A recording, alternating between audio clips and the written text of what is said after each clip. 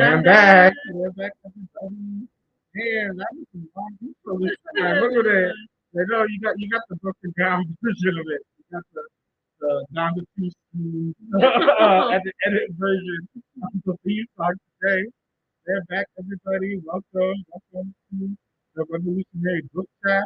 Let us know if you can hear Yeah, us okay. please let us know if you can hear us. Yeah, we want to make sure that everything is smooth and fine with our audio. Just because we noticed there might be a little bit of contradiction with the theme music, so we want to make sure to put in the comments that you can hear us, all right? And welcome to the Revolutionary Book Trap. My name is Steve Oju, representing the nations of Africa and Bodiken. I come from the working class with some petty contradictions, and I use he, him pronouns that are the chief agitations and propaganda at Black Hammer. All right? Oh, audio's kind of muffled. Right.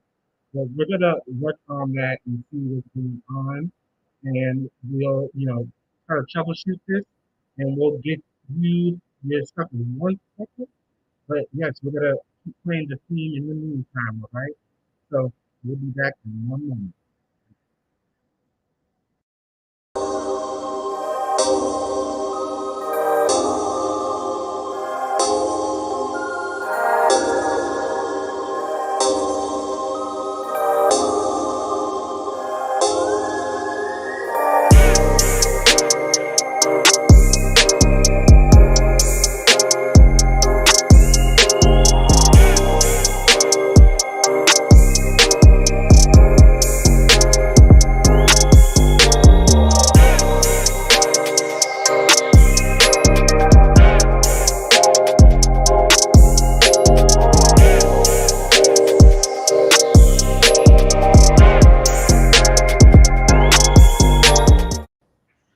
Hey, land back Land again. back. Hopefully, hey, our audio sounds better. Let us know in the comments if the audio is working for you and it sounds good. If it does, put land back in the comments. All right. We want to welcome everyone to the room. We see Virgil, land back, Virgil. We see Ben. We see you up in here, land back. We see F. Joe Biden too, land back. Let us know if you can hear us much better. Okay. Perfect. Hey. We love that. Overturning contradictions. Yes, overturning. Okay. Land back. So I'll introduce myself. Ooh, y'all coming in real quick, real strong. I love it though. Look at land back team listening from Skid Row. There you go. Yes. Get the people the political education. Land back. Yeah, getting the people the political education and getting your own political education at the That's same right. time. That is how Hammer works, all right? Um, so I introduced myself already earlier, but maybe you didn't hear me. I'm Chief Oju, representing the nations of Africa and Bodiken. I'm come from the nation. Yes, I come from the working class with some petty contradictions, and I use he/him pronouns in the chief of agitation and propaganda. And this is I'm back, y'all. My name is Watakame. I represent the Coca no Irarica people of colonized Mexico. I come from the poor working class, and I use they them pronouns, and I am the chief of staff for the Ministry of People's Affairs, where we work hard to overturn these colonial contradictions. I'm back. Yes, Len back. Yes, welcome everybody. We're so excited that you're here with us for this revolutionary book chat episode where we are reading and we're almost toward the end of, we're like, past the halfway point, I think, of Open Veins of Latin America by Eduardo Galeano. Eduardo Galeano is a writer from Uruguay, right? Uruguay, in Pachamama, who has written this, really specific, detailed history of colonialism throughout, the Western Hemisphere here. And we have like so much information on so many different, colonized nations, and we've been going through it. And I've learned a lot of stuff that I never knew before.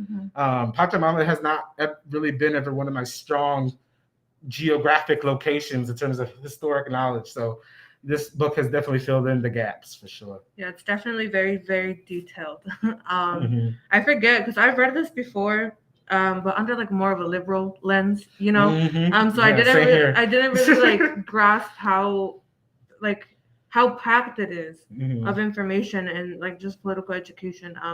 So it's always good to reread stuff with a revolutionary eye.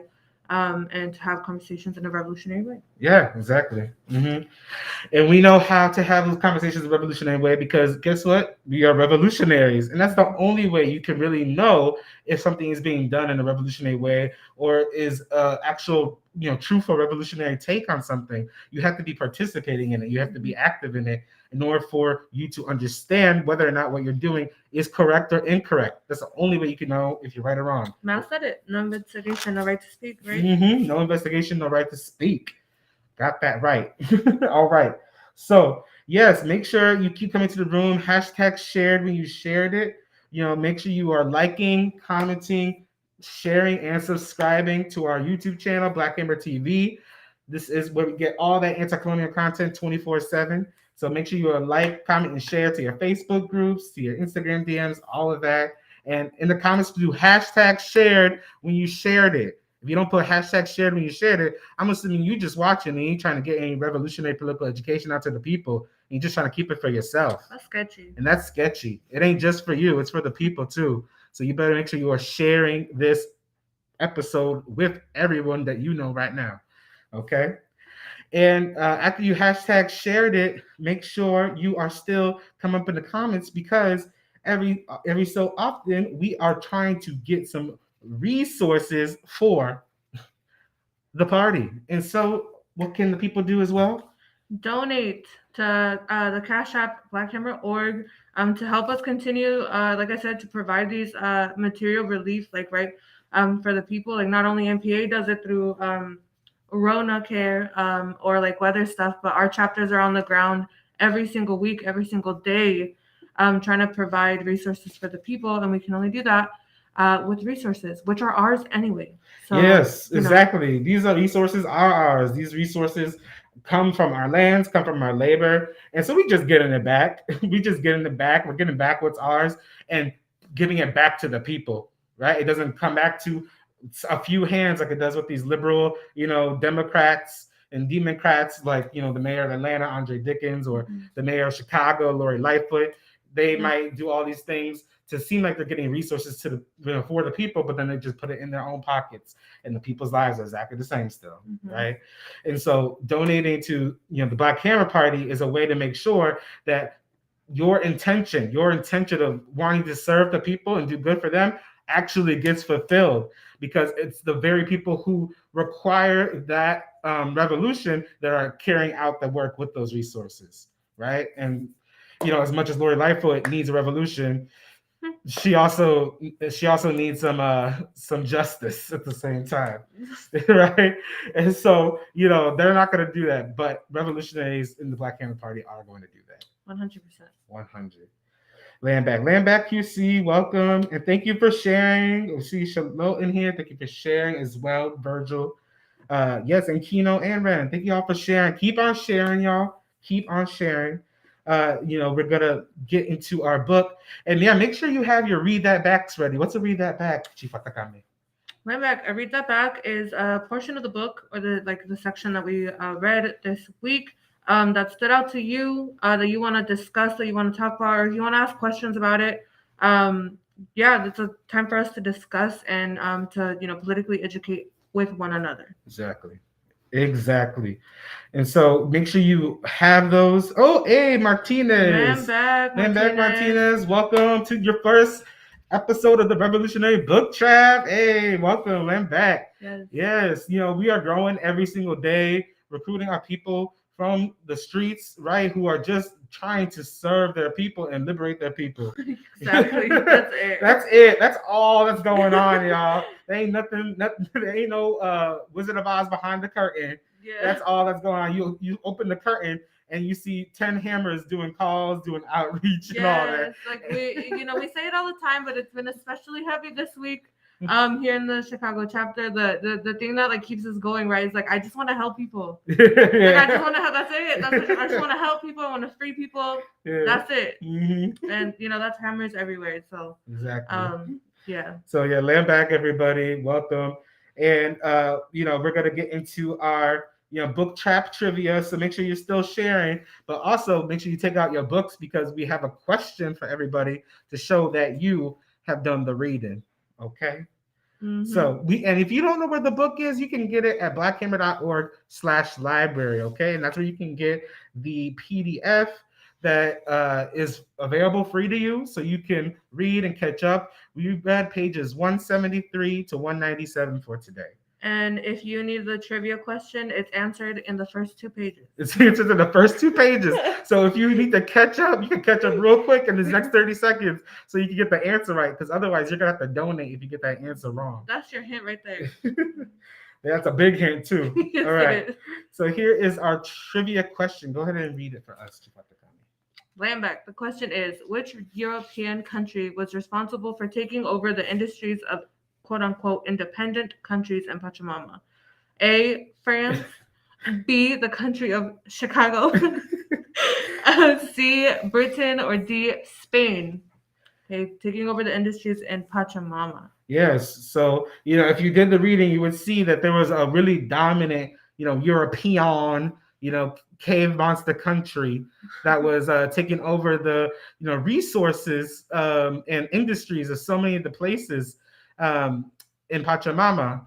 And so let's see. Okay, we got a C from Virgil, we got a D from Kino, a C from Martinez.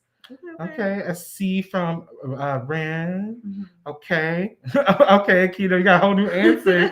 I don't know. That sounds like when you see everyone else raising their hand for one thing and then you move to the other thing. But maybe you just double check. It could be a typo. It could be a typo. They are right next to each other. And also so excited to just type in the answer, I'm gonna give you the benefit of the doubt. Yeah, that's true. No, I got that benefit of a doubt too. But I've seen people fall in line with some other answers before during the trivia. The reason I think it was a typo is because he answered so quick. That's true. Mm-hmm. Yes, I saw that too.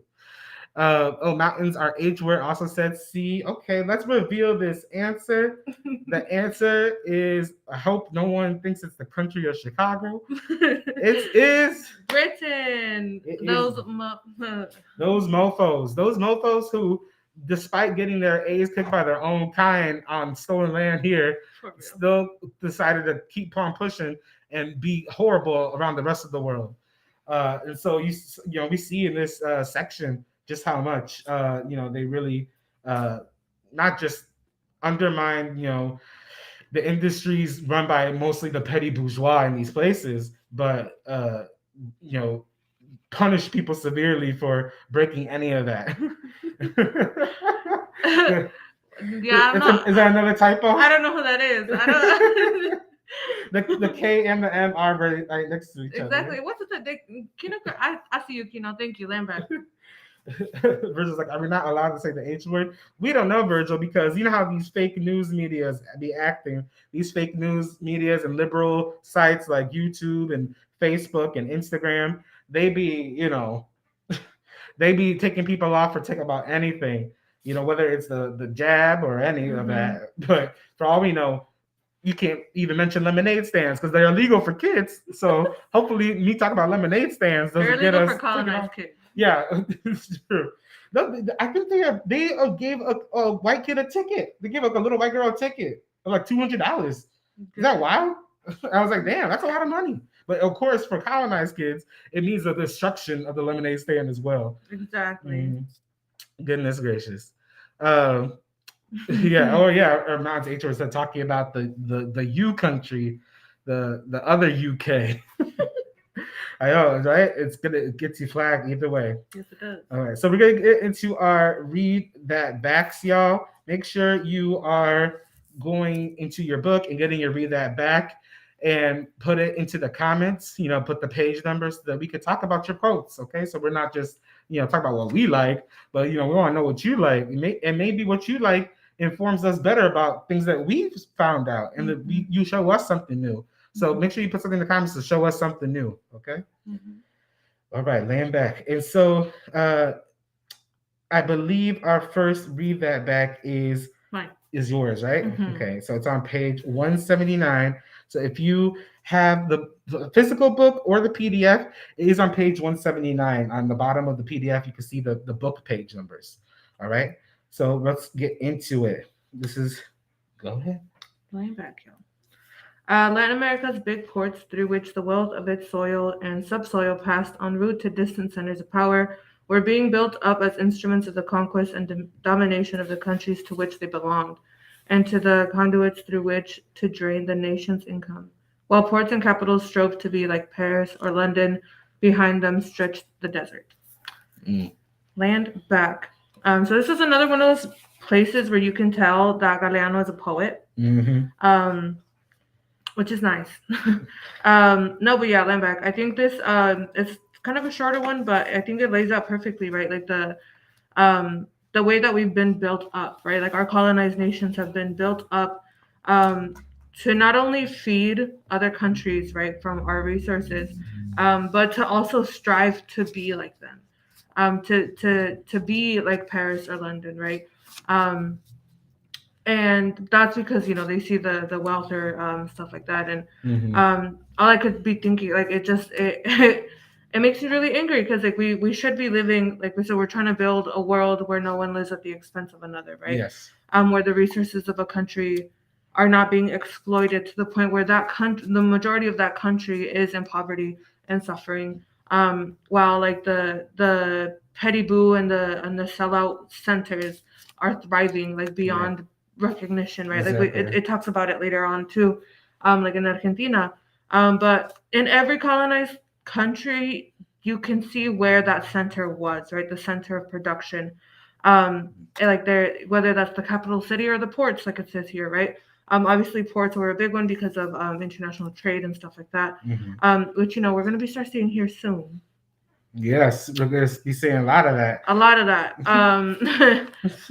More so already because we've been in a shipping crisis for a while, right? But then a shipping crisis, and then with like political relations being tense, it's gonna, like a lot of what we're reading is gonna start to repeat itself again, because that's what they do.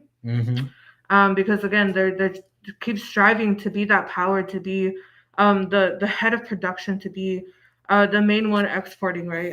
Because that's what gives power, that's what gives money, that's what um yeah, it's yeah. Um yeah, it reminded me a lot of like what we're gonna start seeing here, even more. So Yeah, no, then back. We are gonna be seeing a lot of that here, and the ports. I remember reading how like the Black Panther Party, one of their big goals was to take over the port of Oakland, because the port of Oakland is one of the biggest in the world, and they recognized it as a center of trade and the economy for the United States and the world at the same time. And so they, that's why they saw it as. And you can see how it manifests itself different in like different nations. But like here, like Galeano talks about Pachamama, all the resources would get drained from all over the countryside and go straight to the port. Like we'll talk about in Argentina, like the most extreme version of that, of like everything literally just being drained to one place, like a nasty like zit. I mean, that's what it is. Yeah. You know what I mean? Because it's just like it's a blemish on the rest of the land. The blemish on the rest of the people. And here in the United States, we might have ports and things like that, but the people who are in those cities are the mix of like the bourgeois and the petty bourgeois that are running the things, and then the poor working class colonized people who are working on the ports, and they usually live right next door to them. And as much as we can, as much as we see how these resources get drained from all the land and get centralized in these places, you have to remember that it's not just about like, oh, let's get into the center and redistribute it or something like that. It ain't like that. No, what we want control of the land and the resources themselves. We don't want, oh, like they gather all of them, but we need new people in there to figure out how it's all split up. No, we want control of it back. They shouldn't have any say in any of that. Exactly. It's not their land or resources to begin with, and it will never be once the Black Hammer Party and the people rise up in revolution to get those things back. Yeah, no, like that's exactly what I was talking about with Tyrone, like on outreach this week, right? Like we were doing outreach and we ran into the so the politicians here in Chicago hire homeless people to get them to get ballot or like petition signed so that they can be put on the ballot for like the Senate or whatever, right? It's disgusting because they know people are desperate for money, and they get like 40 to 60 bucks per filled out page, right? And so when we're out there, we run into them a lot, right? And you know, there's this man and this woman that came up to me and my comrade, and you know, they're like, oh, like I'll sign yours if you sign mine, type of thing. Mhm. And then I was like, actually, like let me talk to you about like the service that we have every week, Yeah. right? Like where we distribute sleeping bags, food, clothes, first aid kits, gloves, hand warmers, like emergency blankets, because Mhm. oh, it is so cold here in Chicago. Mhm. And you know, and I was like, all right, like talk to me, you know, why do you want this person on the ballot, right? And all they could say really is like, well, they're a Democrat. That's it. That's it. That's all they had for me was like, well, they're a Democrat, and you know, Democrats like help our people or whatever. Mhm. And I was like, yeah, in what way? You know, and then through conversation, right? Like this, the other person brought up Obama. You know, and I brought it's like, well, it doesn't matter. Like even intention doesn't matter when they're still playing the same game that was like built to destroy us. Yeah. Right. And like exactly. they're, you know, and that's why they brought up it's like, oh, well, yeah, because he couldn't actually change anything because of the system. And I was like, first of all, he didn't want to.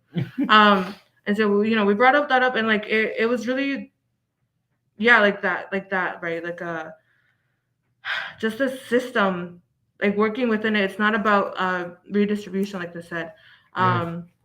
It's about starting over. It's about tearing everything down, Mhm. and letting the people decide, or like the way that it runs, right? And like having that dictatorship over our resources, um, and our lives and our labor and all of that stuff, right? And like Yeah. yes, like you're here, the democrats, right?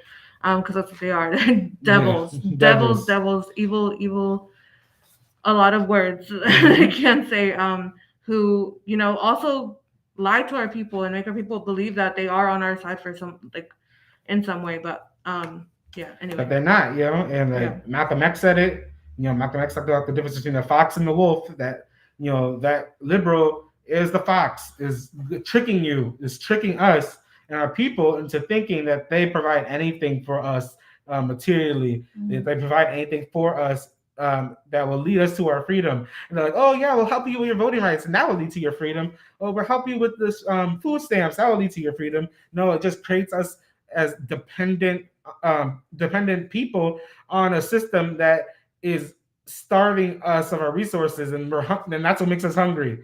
We're hungry because they're stealing the food, but then they give a little bit of it back to us and say that's a step toward our freedom.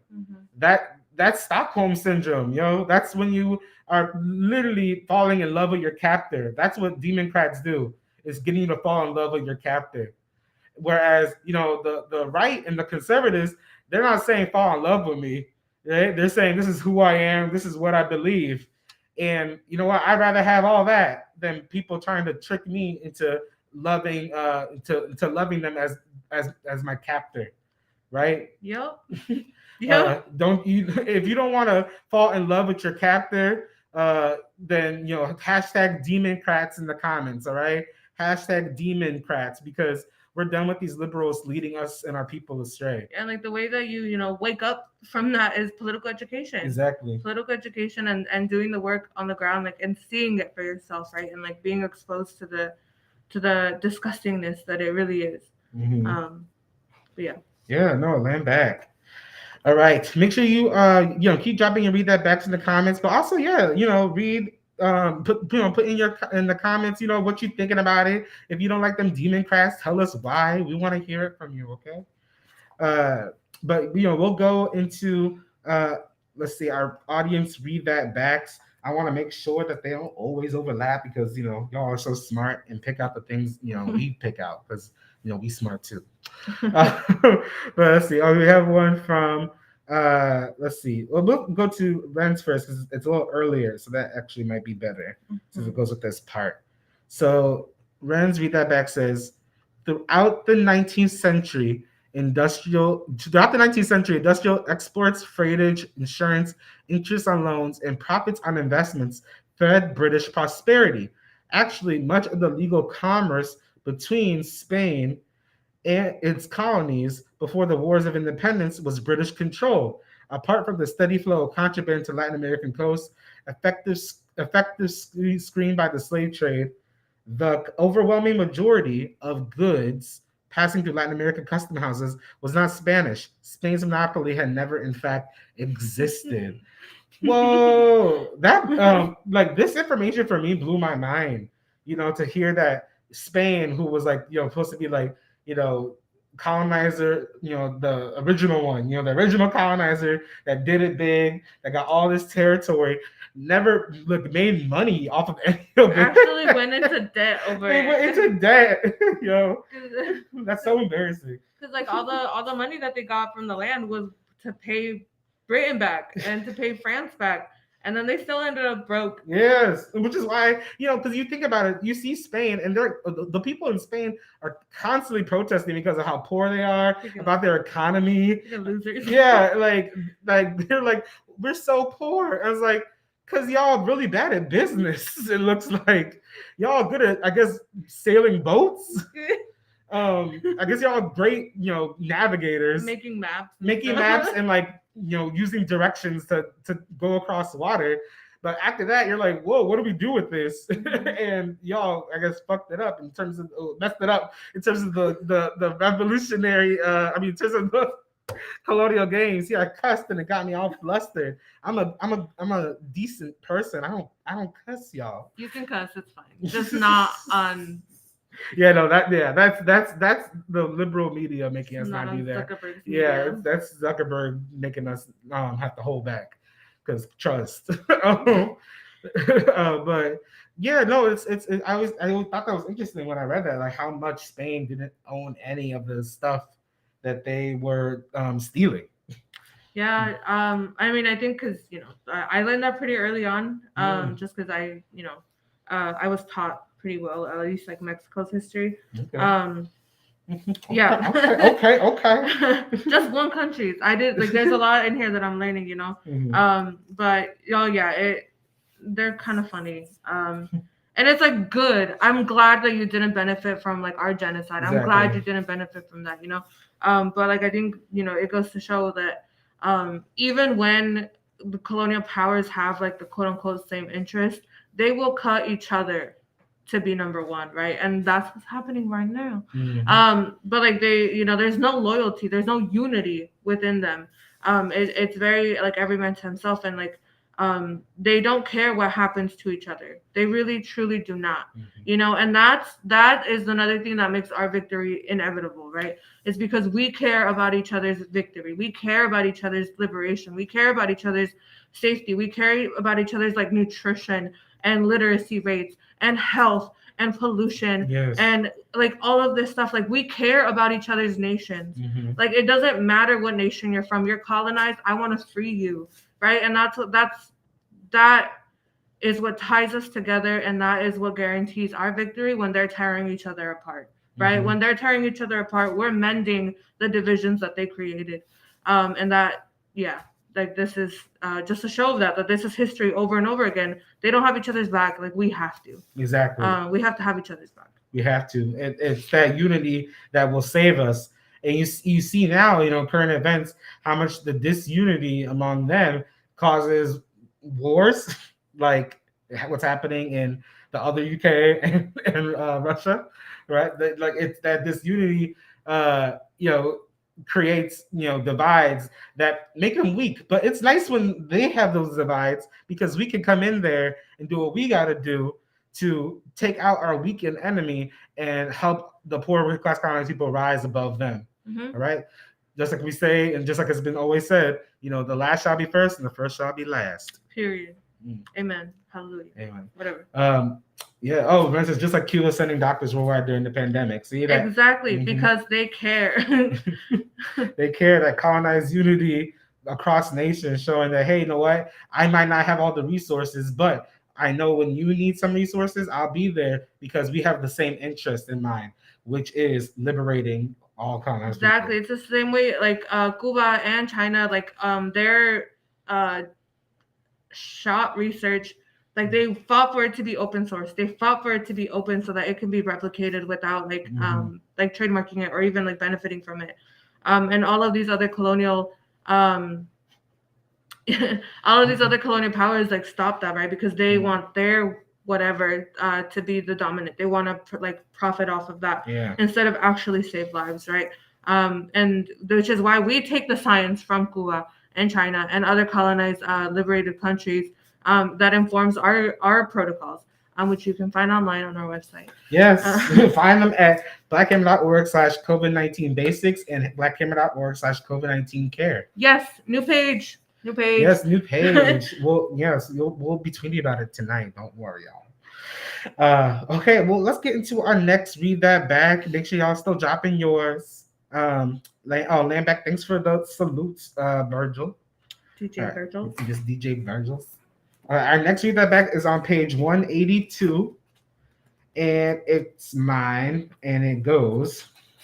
It says protectionism versus free trade, the country versus the port. This was the essence of the struggle in Argentina's 19th century civil wars. Buenos Aires, which in the 17th century was no more than a big village with 400 houses, took power over the whole nation after the May Revolution and independence.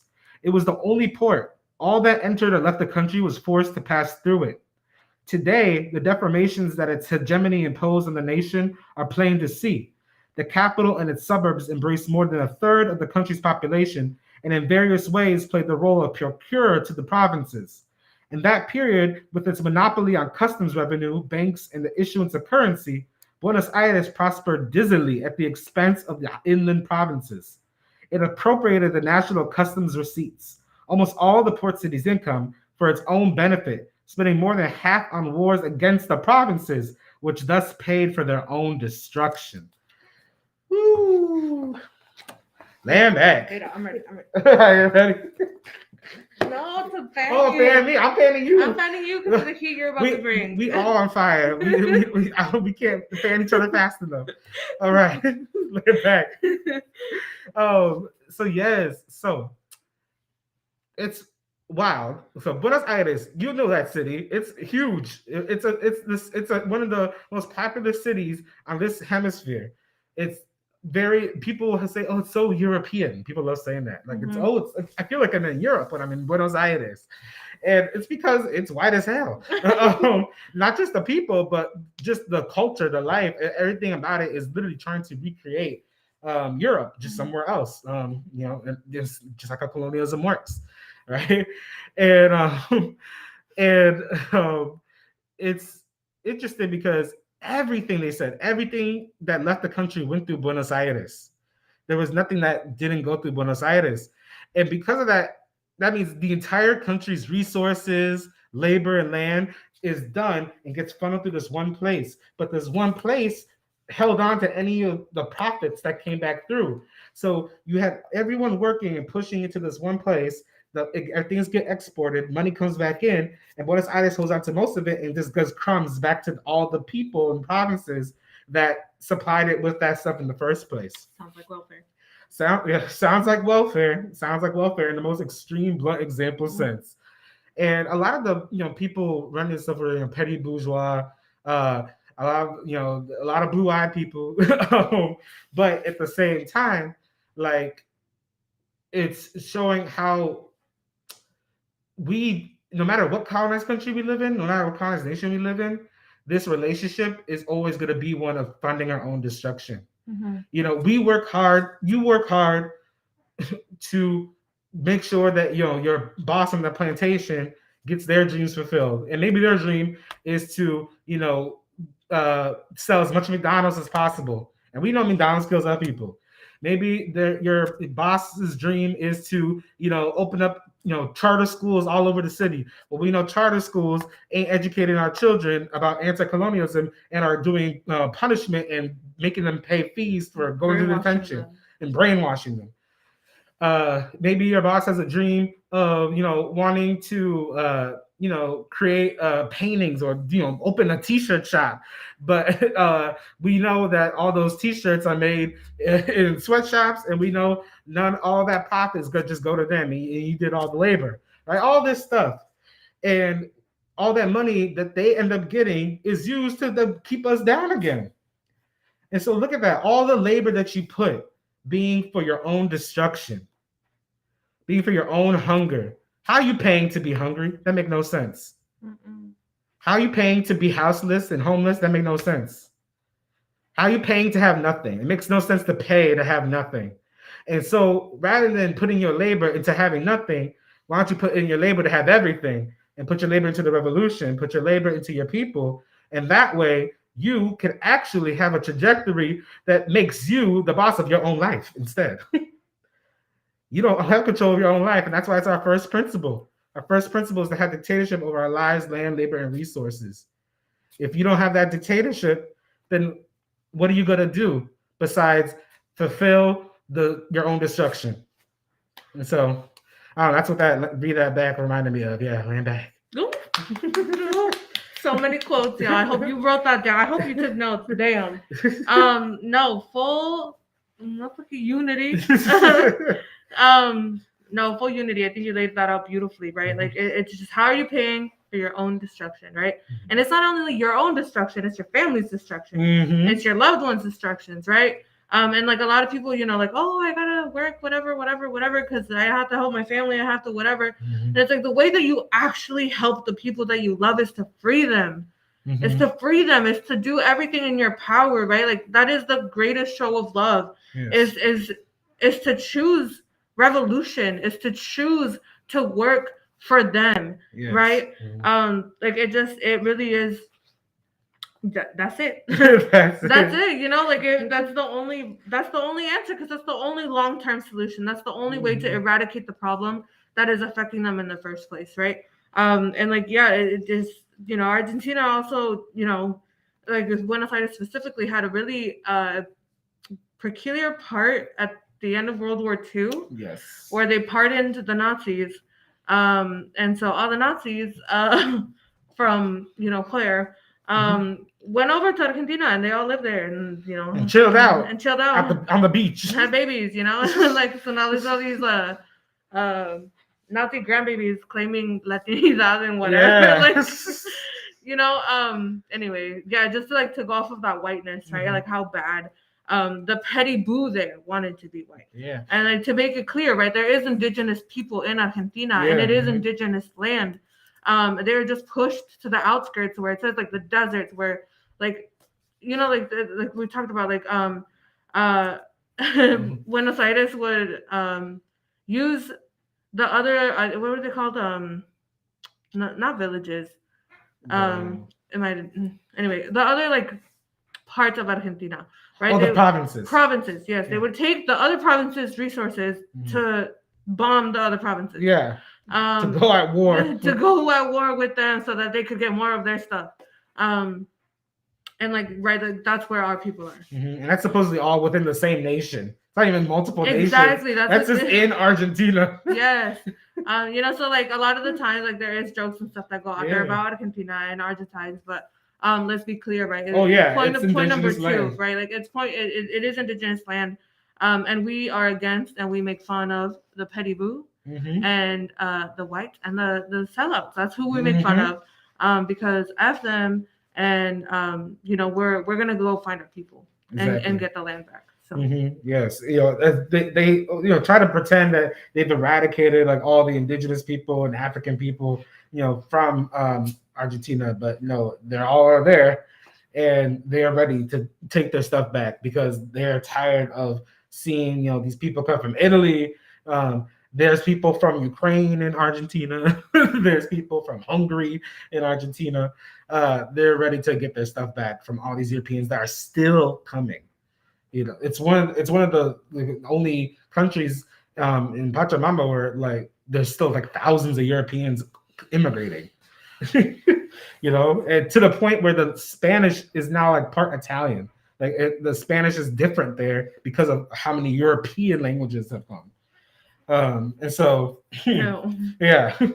And so, let's get into our audience. Read that back. I see some in the comments. Let's see. We can go to. We didn't go to Virgil's original one. 187. Yes, on page 187. You want to read Virgil's? Yes. Let me pull it up right here. One second. Yeah. Okay, perfect. All this kind of goes into what we were just talking about. A few years ago, sociologists asked the 150 survivors of La Rijoya village if they saw any change in their former neighbors who had left and returned on visits. Those who had remained said enviously that yes, Buenos Aires had improved the immigrants' clothing, manners, and way of speaking. Some also found the immigrants to be whiter.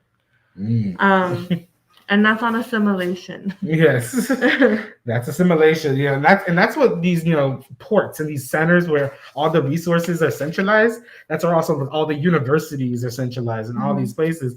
And so that's why colonized people, when we're in these cities, we tend to get assimilated the most, and that's why the most amount of petty boo colonized people are created in these cities because they have access to these schools, to these spaces where they can assimilate more, and therefore unite more to their enemy than to their own people's interests. Because they want it. Yeah, They want it. They want that power that they see, right? Mhm. That is not theirs. And like, and that's the funny thing is that like if they thought critically even for a second, they would see that the way to get that power is through revolution. Exactly. Is to take it from them, right? Take it from the colonizer, take it from the neocolonial. Like, that's the way to get that power. You don't ask for it nicely because the fuck. No, because they ain't gonna give it to They you. don't care. If all they had to do was ask nicely, we would have had it 600 years ago because colonized people Ask nicely. ask nicely, and then when nothing nice happens, then we deal with it the way we gotta deal with it. Period. All right. If you know what. So let's I know we can do one more audience read that back before we get into our next one. Actually, you know what? Let's get into our next audience. Let's get into our next read that back because we's talking up a storm. We's talking up a storm, y'all, but that's okay because this political education is gonna save us. Right? This is yours. Yes, this is mine. It's on page 183. It goes into 184 as well. The gauchos were accustomed to hunting calves freely under open sky of the unfenced pampa, to eating the best meat and discarding the rest with the sole obligation of delivering the hide to the owner. Things changed. Reorganization of production involved submitting the nomad gaucho to a new servile dependence. A decree in 1815 proclaimed every propertyless countryman a servant, with the obligation to carry a card and have it checked 3 months by his master. Either he was a servant or a vagrant, and vagrants were forcibly recruited into frontier battalions. The untamed criollo of yore who had served as cannon fodder in patriot armies, who turned into a pariah, a wretched peon, or a buck private. Or else he got himself a weapon and joined the rebel Montonera bands. The fierce gaucho disposed of everything except glory and anger, swelled by the cavalry charges that repeatedly defied well-equipped armies sent from Buenos Aires. The rise of the capitalist cattle ranch in the damp coastal pampa subjected the whole country to the exporting of hides and meat, and went hand in hand with the dictatorship of the free trade port. Until his defeat and exile, the Uruguayan Jose Artigas had been the outstanding leader of the criollo masses struggle against merchants and landlords tied to the world market. Years later, Felipe Varela was able to set off a big rebellion in northern Argentina because he proclaimed, quote, "To be a provincial is to be a beggar without a country, liberty, or rights." His rising drew a response from the entire hinterland. He was the last of the Montoneros. He died in 1870, tuberculosis and in poverty. In history, as taught in Argentine schools, the defender of the American Union, the dream of reviving the fragmented great fatherland remains as much abandoned as Artigas until recently. Land back. So yeah, I love that. I love that. Read that back. The PE, right? Because and I know someone else. I think it was Mountains or H-Word. That was part of their read that back as well. Okay. And so yeah, I also thought about that, right? Like the drafts, right? Like people are forced. People are forced into war, into the army, right? Um, like it says, it's very similar to how military recruitment is in the U.S. Those who aren't seen as capable of holding traditional plantation jobs are forced to turn to the military. It's the only way the system offers them to still be able to provide for themselves.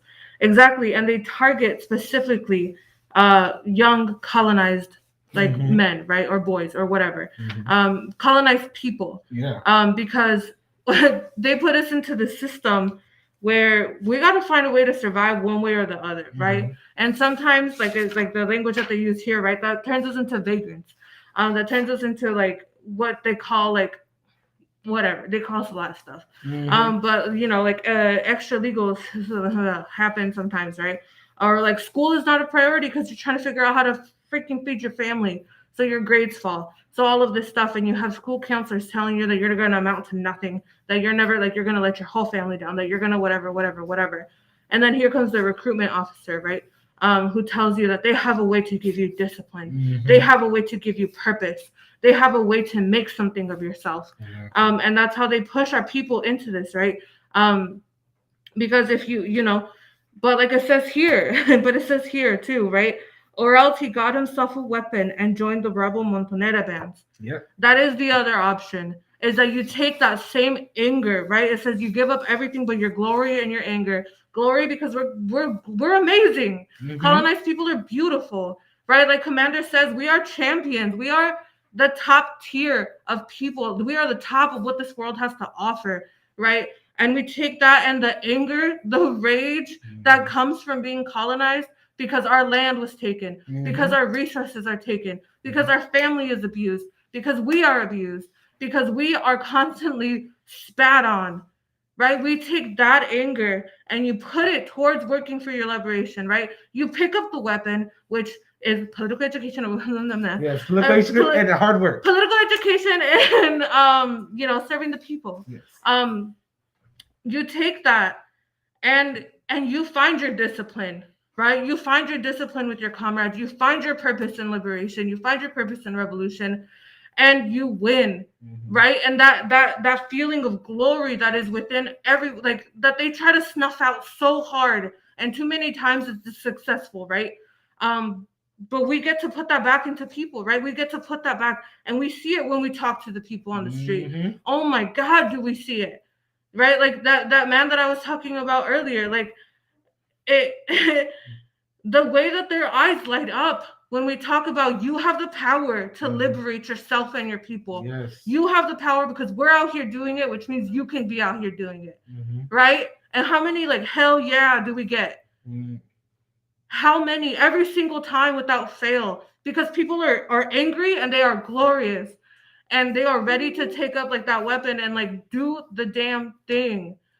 So so yeah, like they want to turn us into servants.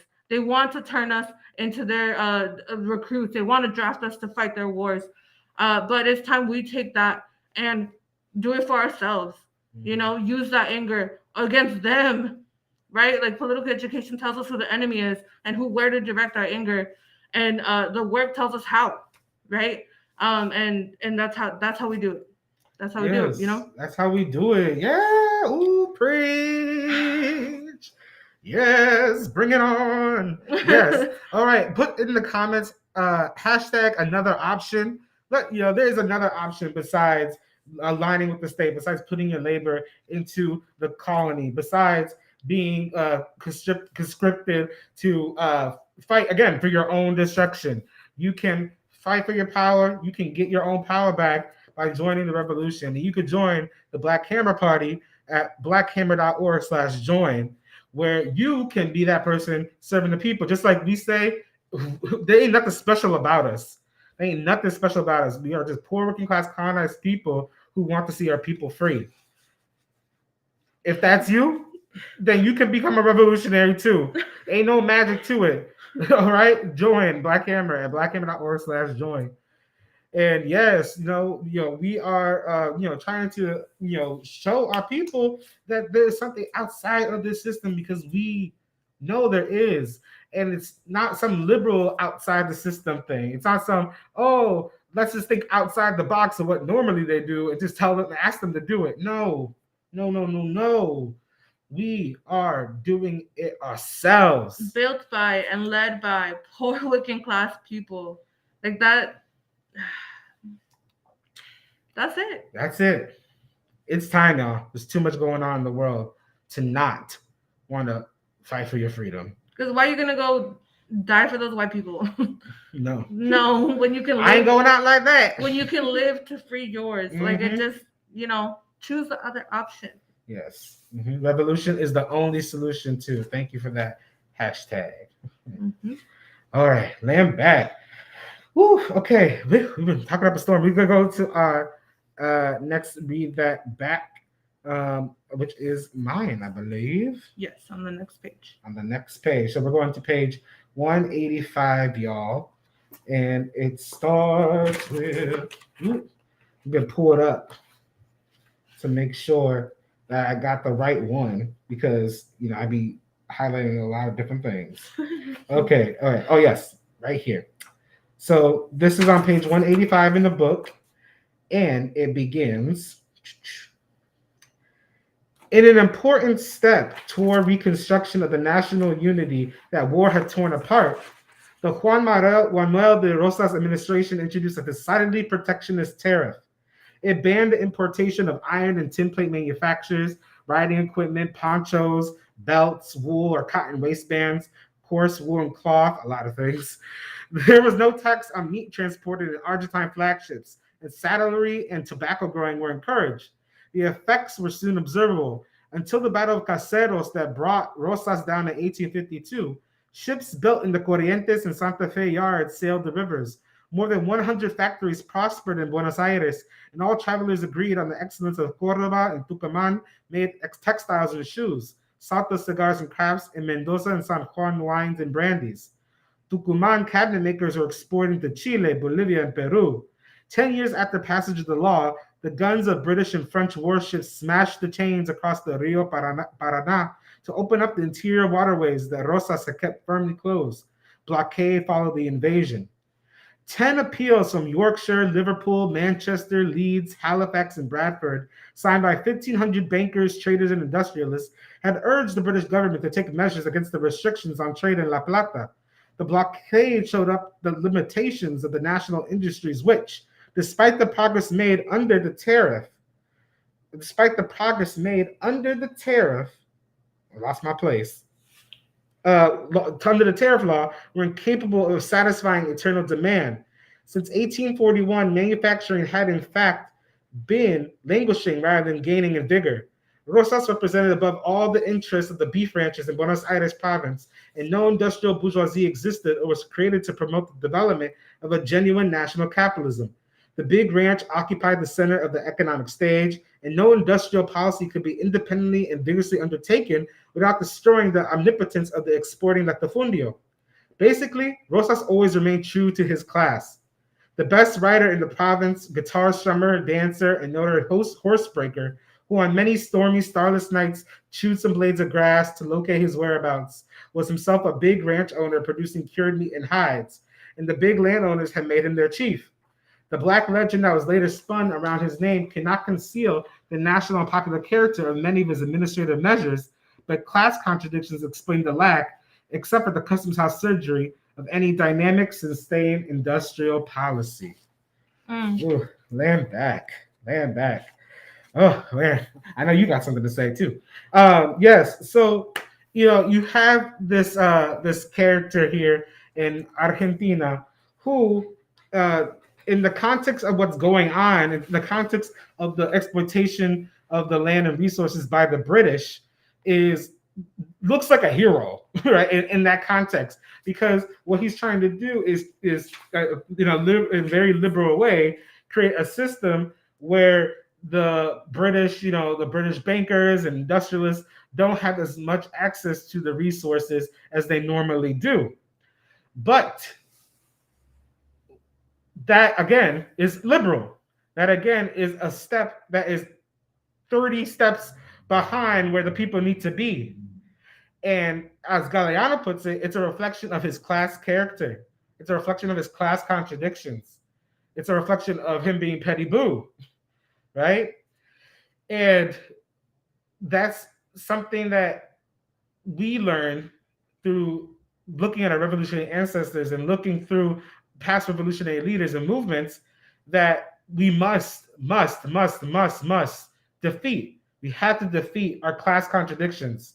Every class has contradictions, but the petty boo class has way more contradictions to overturn and class suicide to commit in order to make sure that they don't make any decisions like what's his name here did, right? And just stop short with some administrative policy and be fine with that because they're able to, strum their guitar and chew on some grass, there's more to it than that. That's so individualistic. What the people needed was not this person. What the people needed was someone who was fully self-sacrificing and fully capable of serving them no matter what their contradictions were, and showed the people constant political education and showed the people constant growth and dedication to their own growth as a revolutionary to be a better servant for them, right? It's and it doesn't matter if the white people don't like you. That's the thing, right? So in this situation, they don't like him, those British bankers, right? They're like trying to get the British government to do something. Like, this guy is messing with us. And he can't just sit, quietly and say, hey, these white people don't like me, so I must be doing good. It's not about the enemy not liking you. It's about your people having unity with you instead. That part. That's the difference. A lot of people claim to be revolutionaries because the state doesn't like them. The state not liking you is not what makes you a revolutionary. What makes you a revolutionary is your full dedication and service to the people and overturning their contradiction of colonialism and liberating them. And not just word, but action. Mm-hmm. So, yeah, land back. Land back. Your summation calmed me down. Yeah, no, I was just gonna go for that class character, right? Because like, I guess whatever he tried, like Rosas tried, but also like it doesn't talk about how even through those like the stops or whatever, right? How that even made the poor people suffer even more, because like even though like yes, right, to cut off access, to have more dictatorship over the resources, there was no plan set up to make up for the jobs lost, mm-hmm. right, of like people who worked in the ports, people who worked in like the raw material stuff, and like mm-hmm. Like it doesn't plan for that. And it's very much like I did something, like I can wash my hands, go strum my guitar, whatever. Mm-hmm. And like that's why we have our fourth principle of unity, which is, states that it is only through the leadership of the poor and working class colonized people that we can be free. Yes. Right? Because only the poor and working class colonized people understand the full contradictions of the colony. Only they, like only the lowest in the class scale, like can even begin to comprehend the evils mm-hmm. that the colony like inflicts on our people, right? Exactly. So like that's why it has to be the poor and working class, and because we will see class contradictions come up. Yeah. No matter what, and that's why we also do believe in class suicide. Mm-hmm. You can rid yourself of that through the work, through political education, but it is a constant process, right? And it's not one that is taken lightly. But why wait for petty boos to commit class suicide when you have leadership right there, mm-hmm.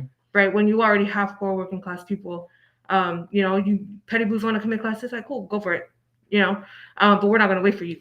Yeah. Mm-hmm. What I'm thinking one person in the history of Argentina, but actually before I do that, Virgil, it's a good point you make. Unity must be the main goal, not to own the libs. If it's not unity, it's opportunism and anarchy bull. There you go. Ooh, that's a good read, Virgil. That's a good read. On these people who unite to just owning the libs and not to poor class colonized people. Yeah. But someone in Argentina who actually represents this is Che.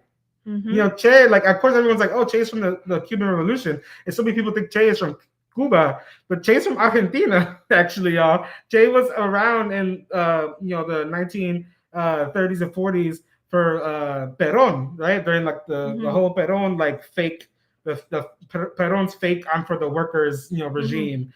And and Che doesn't come from a poor background either, right? Che came from a petty blue background, and they had gone to Cuba, and they committed class suicide by being with the people 24/7, being for the people 24/7, right? In that context. And like class suicide again, I think we said it's not about making yourself suffer. Yes. It's not about, oh, I'm poor now, Mm-hmm. I'm committing class suicide. Nah, bro. You gotta work. You gotta work. Gotta live with the people. Live for the people. Mm-hmm. Do cool. Yeah, You're hungry. You're still petty boo. if it was just being poor, if that's all it did it, then all them Wall Street workers who go broke when they mess up their stocks, you might as well call them Poor. poor working class committing class suicide. No, just because you don't have money doesn't mean you are poor working class. Just because you that petty blue contradiction is more than resources. It is a it's a character. It's a character you have. Now I said that every action is a class character, and it's so it shows up in your actions, not in the situation placed onto you, right? So yeah, it's all about the work in the end. Lay it back. So I think we had we had another audience read that back from Yabe, and I think we should read that one before we move on. All right? On 189. Yeah, on page 189. You want to read it? Yes, I'll read it from here. Francia had used the peasant masses to crush the Paraguayan oligarchy and had established internal peace by erecting a cordon sanitaire Cordon sanitaire between Paraguay and the other countries of the old La Plata. Damn, these words, y'all. Yeah, vice royalty. Vice royalty. Expropriations, exilings, jails, persecutions, and fines had been used, not to consolidate the internal power of the landlords and merchants, but for their destruction. Land back.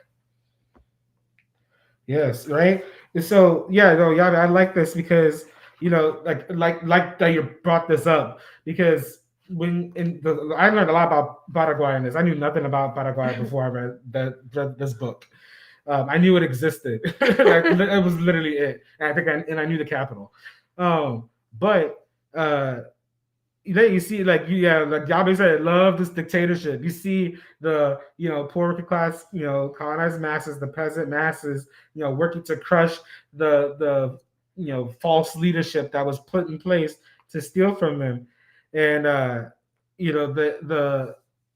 way that they were trying to gather like the power in the country, like it says here, wasn't just to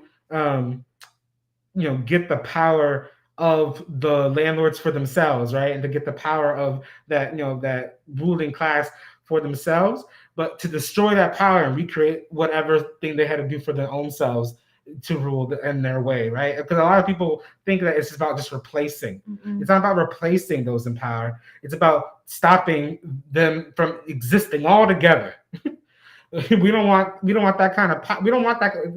I don't want a power that kills millions of people a year. Yep. I don't want a power that sets a planet on fire and puts trash out into space.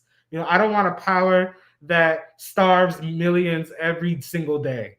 That's not a power I want. That's not a power you should want. If you want that power, you are sick. You are sick if you want that power. Disgusting. You are disgusting if you want that kind of power. If you're colonized, you want that power, you are sick and you need to be healed, and it's possible through revolution. Mm-hmm. Because there's nothing, if there's something in your life that says, you know what, I should keep on exploiting people, that's the colonizer getting into you. That's colonialism getting to you, telling you that was what life is, and life does not mean death. Life means life.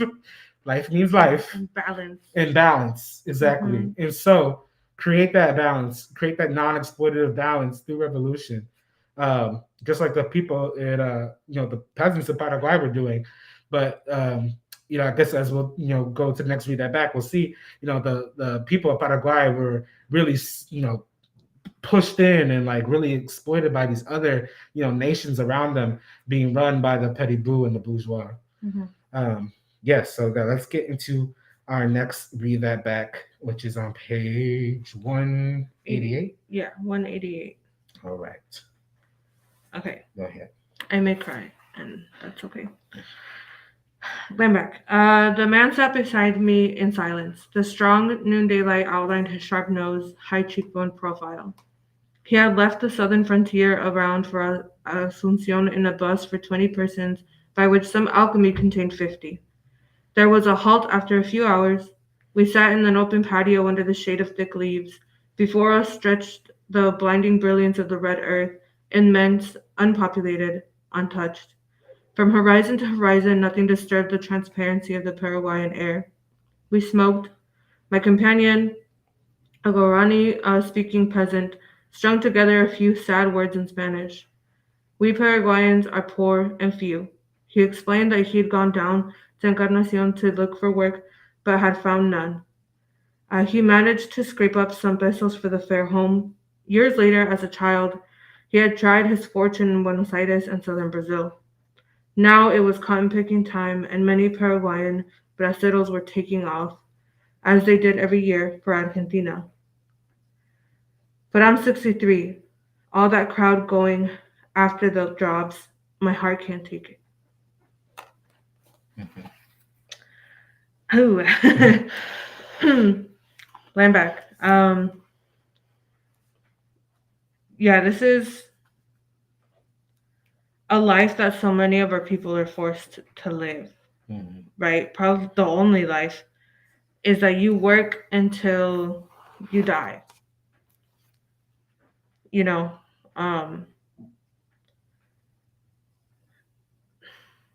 and we see that on outreach, right? We see that in our families. Our aunts, our uncles, our parents, with so many health contradictions or physical differences or anything else. And even though they can't even walk when they get home or, keep their eyes open, like they have to keep going to work. They have to make dinner. Like, they have to keep going, right? And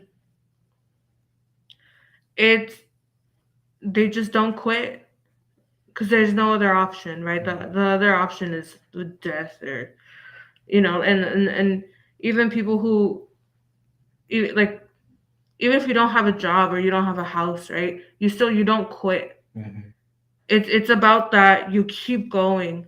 It's about that you find a fair home, right? You find a way to keep pushing forward because we have to, right? And it, like, what kind of cruelty and evilness to where our elders can't rest. It, like, I would love to be able to go to my parents and say, you don't have to work anymore. Relax. Because I won the revolution and we're good. And, like, I hold out for that day. And I hold out for the day where, like, our parents, or I guess us, we don't have to think about how long am I going to be able to work for how many years of my life, right? Or like our people's children and their children and stuff like that. Like, that's what revolution guarantees us, right? Is peace and tranquility and the ability to say, I have done what I needed to do. And now you can just live, right? Which is something that the colonizers get to do because we don't, right? Because not only do they take our resources, but they take our bodies, they take our lives, they take our energy, they take our health. And it's time we get it back. Yeah. Because, throughout my life, throughout my jobs, I've met countless, like, señoras and señores, or people, like, or on outreach, who are just, like, struggling. Yes. You know, like my grandma has had multiple like brain surgeries, and she still gets up at 5 in the morning every day to open her little store and make smoothies for people and cut up fruit and you know, because that's how she makes a living. Mhm. And she's in her 60s, 70s, right? And she should be resting, you know. And Mhm. and that's so many other stories and so many different versions of that, of like where people just like yeah, we see it every day. And they push, yeah, like Ren says, they push through life threatening diseases, broken bones, things that like should stop you in your tracks, but you can't let it because you need to eat. Mhm. And like that's part of like living, no one living at the expense of another, Yes. right? Because we as revolutionaries and like colonized people don't mind working so someone who can't doesn't have to. Mhm. Like, oh my god, like it's not hard. It's really simple. It's really simple, you know. And that comes through choosing that other option, that comes through taking the arms for yourself, right, and for Mhm. your people. um so yeah, that story just like really, and it's something from, you know, all over the world. Yeah. It's not just for Pachamama. It's not. It's for all colonized people all over the world. Mhm. And for all colonists all over the world, and like people watching, like you, it's you too. You like this is your life too, and you know it, and you always want a way out of it. And we see our people suffering, especially in a time like this pandemic, of like how do they get themselves out of the situation of being exploited, of being used, of growing weary, of growing weak, of just pushing your body to its limits. And all you hear from the people who claim to be your leaders, the governments and all these places around the world, is hold on a little bit longer, keep on paying this, we'll get this to you in time, don't worry. All these things that are lies, because all you heard was lies your whole life, and all you've been looking for is truth. And there's truth in revolution, because revolution is not just the only solution. It's the only way that has been proven throughout history to end that suffering. If you have an idea about how to end it all, look it up and see how it didn't work. If it wasn't revolution, it's only been revolution. It's that's the only way it's been, and it's hard work. And of course, it can be a lot for our people to say, you know what, I've worked really hard for a long time, and like, what kind of hard work now do I have to do? But a lot of people take it up on themselves to do it, because, like you said, better to work harder so that people in the future won't have to work so hard. Hmm. Like, think about your family. You know, like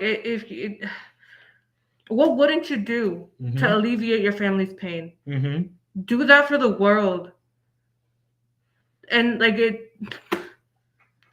you know, because Yeah. And what an honor to do that for the world. That should feel like a blessing to have the to be opportunity able to, to be able to do that for your family and for the world. yep. Because I bet you, like the man in the story, right, Mm-hmm. or the people that he represents, right, which is all of our colonized like elders, right? Yeah.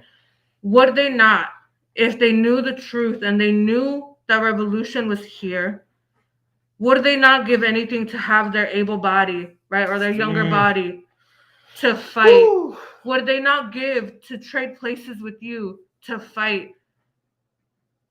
They would. I promise you. Mm-hmm. I promise you that they would do anything to switch places with you to be able to fight for their liberation and yours. So what the hell are you doing? If you ain't in the revolution, you got to get in it, y'all. So join at blackhammer.org/join. It's the only way. It's the only line that is going to achieve this liberation. No Black Lives Matter line is going to achieve it. It's been 10 years since Trayvon Martin's been murdered. It's been 10 years, y'all. Are Yeah. you freer now than you were 10 years ago? No. You were not. Yeah. Oh, and I'm back. I want to make a clarification and be so critical because I said able body, right? And that's not true. Yeah. Anyone, Oh, yeah. regardless of physical ability, of mental ability, of whatever, can fight for revolution. Yes. Right. And like what I meant was to have just the level, right? Or like they would trade places with you. Right. And if given the opportunity, we've seen time and time again that regardless of physical ability, people do fight. Yes. Because revolutionary, like being a revolutionary has nothing to do with your physical ability, has nothing to do with your like physical differences or anything like that. So I did want to make that clear and be self-critical for the misspeaking of it. Yeah, because grandpa will push the youngin out of the way that wants to sell out or doesn't want to do it. 100%. Yeah. 100%. Grandpa will hit you with the cane and say, get out of my way. And maybe they'll move a little slower, but they're going to get further ahead than you. Exactly. You fall behind. So yeah, I wanted to make that clarification. And, you know, nothing stops you from joining. Exactly. You just got to be colonized. You just got to be colonized. Exactly. That is the only requirement, y'all. Oh, yes, exactly. That's it. Yeah, but yeah, I unite with that, and yeah, and I'm glad you made that clear because I don't understand what you're trying to say is that, you know, what, like, why give up an opportunity that so many would be willing to take, like if they knew about it earlier in their lives. Exactly. Right. Exactly. If they knew about it earlier in their lives, you know, when like they like were like, you know, really ready to go, maybe, you know. And that's part of political education too, is letting them know that they still have, got it. They are still powerful, Yeah. right? No matter your age, no matter your physical ability, no matter your mental differences, your mental whatever, you are still powerful and glorious, like we talked about. And like Commander says, you still are a champion who can fight for your people. So yeah. Yes. No. But yes, our people are a beautiful people, and our people are good people, and so we're gonna keep on fighting for them here at the Black Camera Party. And you should join us and make that happen too. All right. We're gonna get into our announcements, y'all. We're gonna get into our announcements. The first one is always what happens every single week. It is to no matter the weather.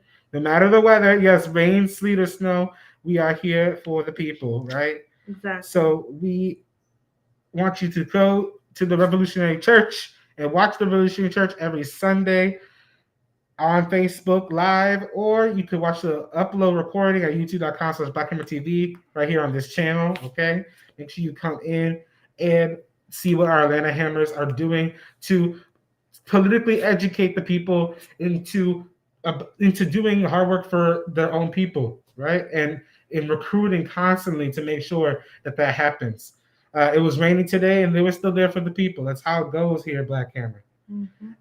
And people who work so hard, of course, get the state on them, right? It's not that you just believe in anti-colonialism or believe in Black power, and that's the reason the state makes you an enemy. Nope. I mean, people believe in Black power. You ain't in nobody's list. Don't worry about that. It's people who work hard that end up on people's lists.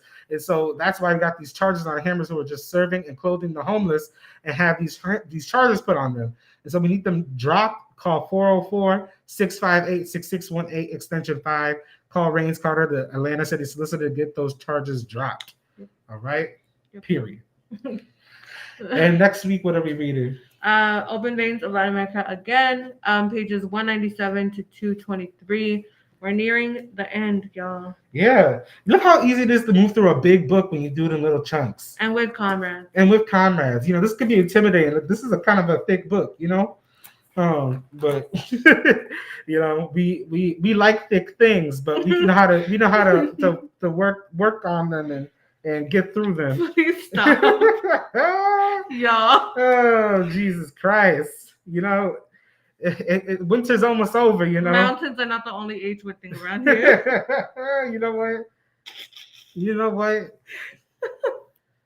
It's that time, all right? All right, y'all. We love you. We love our people. Salute to all the hard work the Hammers have been doing. Salute to all the poor and class people who are, you know, getting it done and making it through every day, despite, you know, wars and pandemics all around you. And, you know, we hope to see you in the revolution so that we can, you know, make it through this together and not alone anymore. Exactly. All right. Man back, everybody. Man back.